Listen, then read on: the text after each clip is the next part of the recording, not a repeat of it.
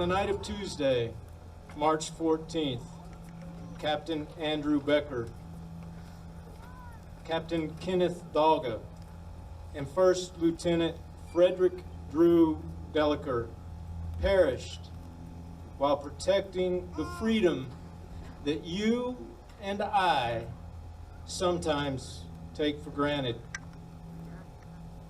Their loss, the loss for Cannon Air Force Base, is a loss for our community. And on this night, we stand together as community, Cannon Strong. In honor of their sacrifice, the sacrifice of their families, and in light of our sorrowful hearts, we begin tonight's Candlelight Vigil.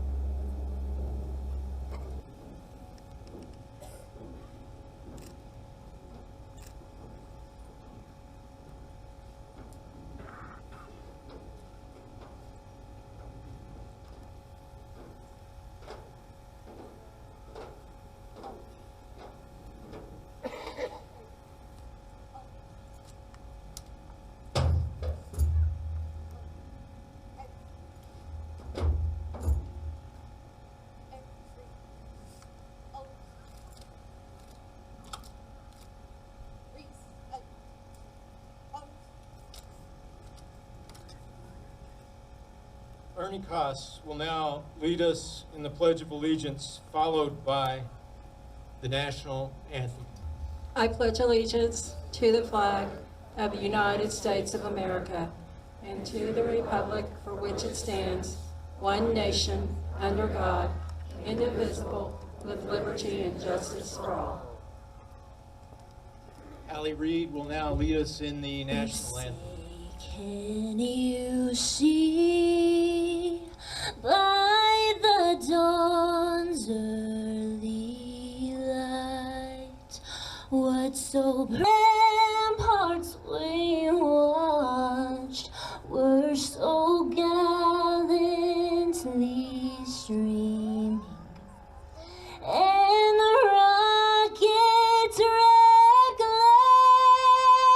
the bombs bursting in air gave proof through the night of the brave. So I say goodbye to thee. How great thou art, how great thou art. My soul, my Savior God to thee. How great thou art,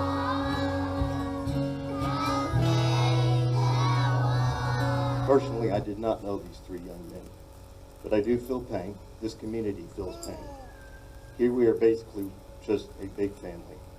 Cannon, the good people stationed here, have always been a big part of this family. To the loved ones, relatives, and friends, my most sincere thoughts and prayers are with you. I do feel the pain of loss to our community, family, but cannot begin to understand the loss experienced by those close to these men. It is unimaginable to me. We stand behind you. Anything, at any time, this community or myself can do to help during this tragic time, please ask. We are all here for you. In the words of a young author, the thing that separates us from animals, what separates us from chaos like this, is our ability to mourn people we've never met. You have my thoughts and prayers, and may God be with you. Good evening. I want to take a moment to first express our appreciation on behalf of all of Cannon Air Force Base to all of you for your support over this past week.